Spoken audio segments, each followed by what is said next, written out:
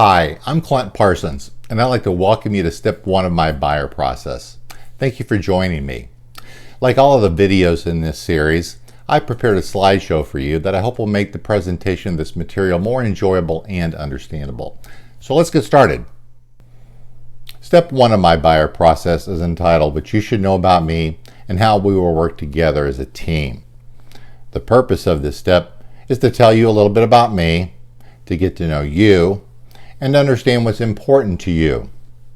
In this step, I'll provide you with a copy of my guiding principle and how I operate, reviews from some of my other real estate customers, a real estate agent questionnaire along with my answers to the questions within the questionnaire, a copy of your Bill of Rights, and a transaction brokerage relationship disclosure form so that you understand the nature of transaction brokerage in the state of Florida.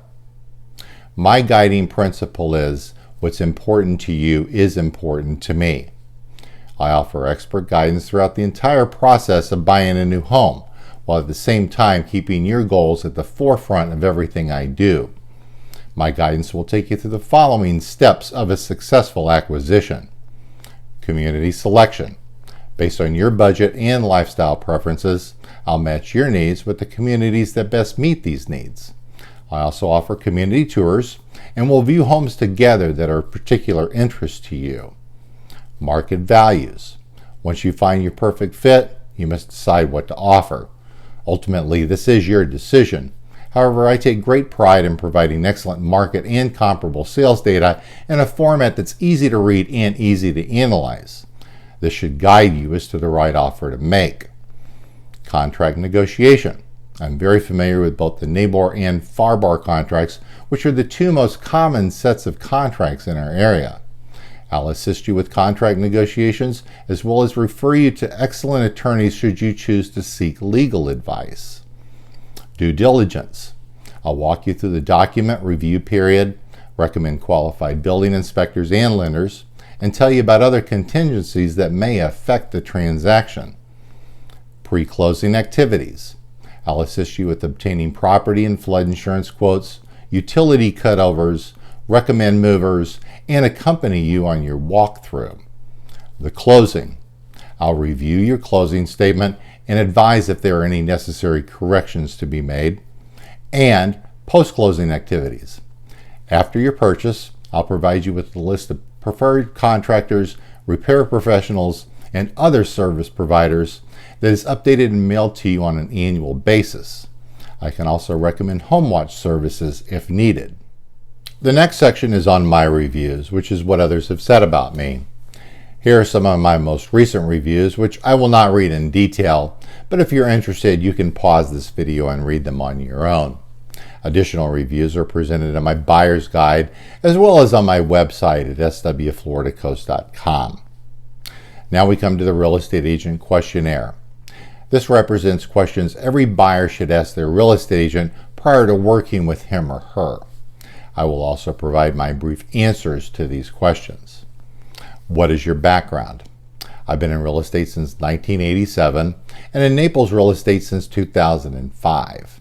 I owned my own real estate brokerage, appraisal, and development company in St. Louis prior to relocating to Naples. My background includes real estate sales, valuation, development, and financing. Is this your full-time career? Yes, I am 100% dedicated to real estate consulting. What percentage of your income is derived from residential real estate sales? That one's easy, 100%.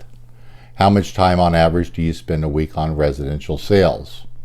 Now see, I would say between 40 and 50 hours per week, but my wife would claim that I spend a lot more time on it than that, and she's probably right. How many buyers do you work with at once?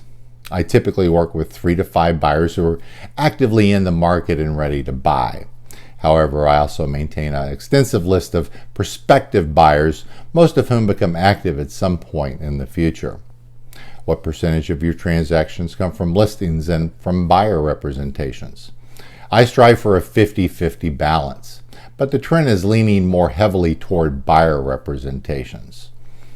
What makes you different from other real estate agents?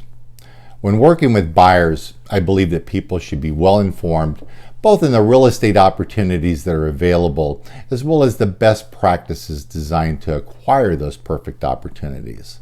As such, my goal is to help you identify all properties that may meet your needs, as well as guide you through the process of securing the property that's perfect for you. How will you communicate with me, and how often? If I need to talk with you, or of course if something is urgent, I will contact you immediately. Otherwise, you'll hear from me every Tuesday between 9 a.m. and 11 a.m. Eastern Time. This is when I make my weekly customer calls. My preferred method of communication is by telephone. I like this old-fashioned method, but I can tailor my method based on your preferences. What are your strengths? I consider my community and product knowledge, market knowledge, integrity, and service to be my greatest strengths. I believe that doing what is best for the customer is always my first priority, and I take it very seriously. Who do you represent in the transaction? I utilize a form of representation known as transaction brokerage. This is the most common form of representation in the state of Florida and will allow me to be most flexible in working with you. I will expand more on transaction brokerage in the final segment of this presentation. The next section is what I call your Bill of Rights. This is relatively unique, as I'm the only agent that I know of that provides his customers with such a document. It is my belief that as a buying customer in a real estate transaction, you have the right to a well-trained, competent, ethical, and respectful real estate professional to serve you. A real estate professional who is committed to working with you as a trusted real estate advisor and as a member of your team. A real estate professional who is committed to understanding all of the lifestyle and community choices available to you, and one who will make recommendations based on your budget and lifestyle preferences. A real estate professional who seeks to understand your priorities, and one who places your needs first in the relationship. A real estate professional who is knowledgeable about current market conditions and market values. Communications from your real estate professional in the manner and frequency you desire. To have your real estate professional's obligations clearly explained to you. To be apprised of the entire process of buying a home, including your rights and responsibilities as a buyer, as well as the rights and responsibilities of your real estate professional and their brokerage firm. To be told in advance of all fees, costs, commissions, etc. that are required as part of your transaction. To expect your real estate professional to submit all of your offers in an expeditious manner and communicate all counteroffers that are made by sellers.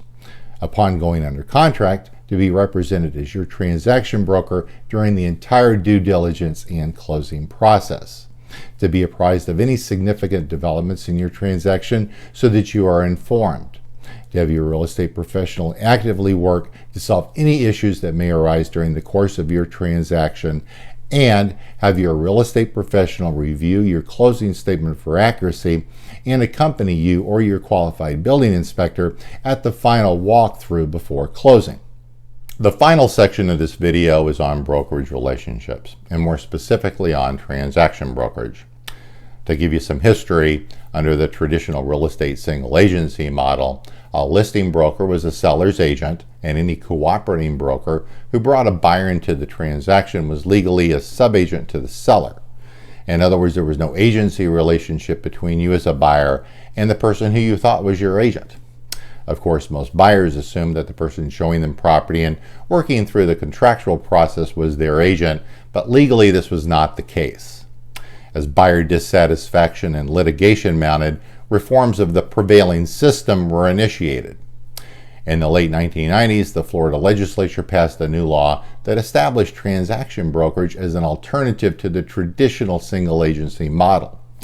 A transaction broker is defined as a broker who provides limited representation to a buyer, to a seller, or both in a real estate transaction, but does not represent either in a fiduciary capacity or as a single agent.